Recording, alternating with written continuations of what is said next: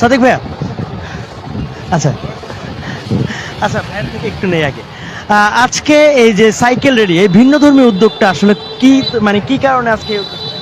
সবাইকে ফতে গণভবনের শুভেচ্ছা। আপনারা জানেন আজকে 5ই আগস্ট, 36শে জুলাই। গত বছর আমরা 36শে জুলাই বাংলাদেশের আপামর ছাত্র জনতা রাস্তায় নেমে পড়েছিল এবং জালেম হাসিনা ছাত্র জনতার অভ্যুত্থানের মাধ্যমে এদেশ থেকে পালিয়ে সে ভারতে আশ্রয় নিয়েছে। তো এই দিন আজকে আমাদের আজাদির দিন, আমাদের মুক্তির দিন।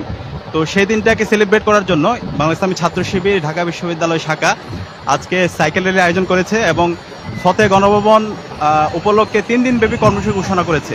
তো আজকের এই কর্মসূচিতে বিশ্ববিদ্যালয়ের সর্বস্তরের শিক্ষার্থীরা আমাদের সাথে সম্পৃক্ত হয়েছে।